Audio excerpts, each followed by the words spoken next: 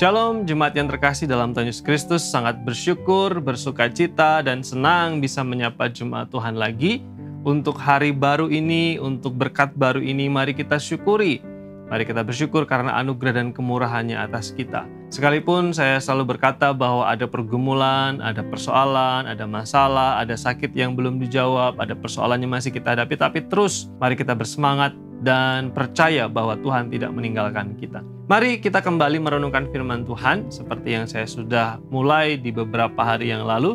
Kita akan merenungkan nasihat dan prinsip firman Tuhan dari surat yang dikirim oleh Rasul Yohanes kepada ketujuh jemaat yang disebutkan di dalam kitab Wahyu.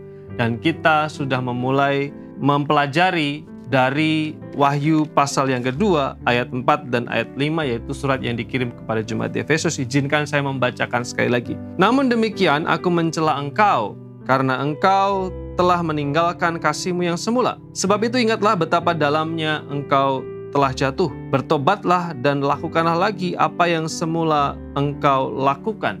Jika tidak demikian, aku akan datang kepadamu dan aku akan mengambil kaki dianmu dari tempatnya, jikalau engkau tidak bertobat. Sudah saya singgung sebelumnya bahwa persoalan yang dihadapi oleh jemaat Efesus adalah mereka meninggalkan kasih mula-mula. Kasih yang mereka sudah punya pada waktu mereka ketemu Tuhan.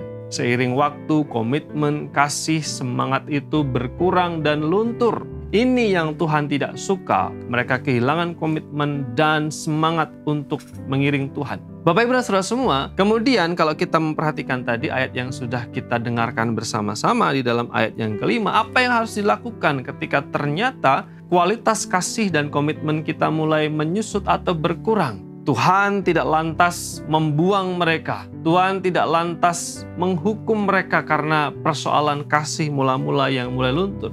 Tetapi Tuhan memberikan kesempatan dan Tuhan memberikan solusi, dan Tuhan mengatakan bertobatlah dan lakukanlah lagi apa yang semula engkau lakukan. Tuhan memberikan kesempatan supaya mereka memperbaiki diri dengan cara bertobat dan kembali melakukan apa yang dulu mereka pernah lakukan. Ini yang menjadi penting untuk kita perhatikan. Mari kita mencoba introspeksi. Bagaimana dengan kualitas keimanan dan komitmen serta kesungguhan kita di hadapan Tuhan hari ini? Dibandingkan dengan masa lalu, misalnya ketika kita masih muda, atau ketika kita masih baru bertobat, baru ketemu Tuhan, bagaimana semangat, komitmen, dan kegairahan kita? Apakah komitmen, kegairahan kita itu berkurang? Apakah semangat doa kita berkurang? Apakah semangat kita beribadah berkurang? Apakah semangat dan kerinduan untuk belajar firman itu mulai berkurang atau mulai kendor? Apakah semangat dalam pelayanan itu sudah nggak ada lagi kerinduan, sudah hampa, sudah hambar? Apakah semangat untuk berkorban bagi pekerjaan Tuhan itu sudah mulai kita rasakan sebagai beban?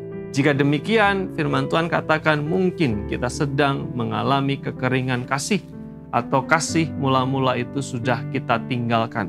Dan perhatikan dengan baik, ketika situasi ini terjadi, ini digambarkan sebagai sebuah kejatuhan yang begitu dalam. Ayat 5 dikatakan, lihatlah, ingatlah betapa dalamnya engkau telah jatuh. Dan nasihat firman Tuhan supaya kita kembali bertobat dan kembali untuk melakukan hal yang sudah kita lakukan dengan kualitas kasih yang sama.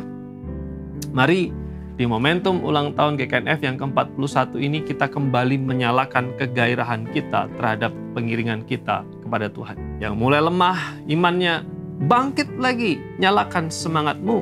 Yang mulai lemah untuk berdoa, mari kuatkan, mari atur waktu lagi dan berjuang lagi untuk hidup di dalam doa. Yang sudah mulai malas baca Alkitab, mulai nyalakan lagi semangat itu. Yang sudah mulai undur dari pelayanan, mari maju dan kembali, mari melayani lagi.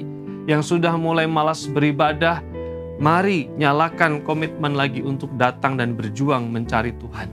Firman Tuhan katakan, ingatlah betapa dalamnya kamu sudah jatuh, bertobatlah dan lakukanlah lagi. Sehingga kita menjadi umat yang berkenan, tidak ditegur Tuhan seperti jemaat di Efesus. Kiranya firman Tuhan ini menolong kita untuk bertumbuh di dalam Tuhan, semakin mengasihi Tuhan dari waktu ke waktu. Mari berdoa. Tuhan, kami bersyukur untuk rahmat dan kemurahan-Mu. Terima kasih karena Engkau memberkati kami dengan kebenaran-Mu. Biarlah firman yang sudah kami dengar menolong kami untuk bertumbuh di dalam Tuhan. berkat dan anugerah-Mu atas jemaat Tuhan dalam segala perjuangan dan juga pergumulan mereka. Dalam nama Yesus kami berdoa. Amin.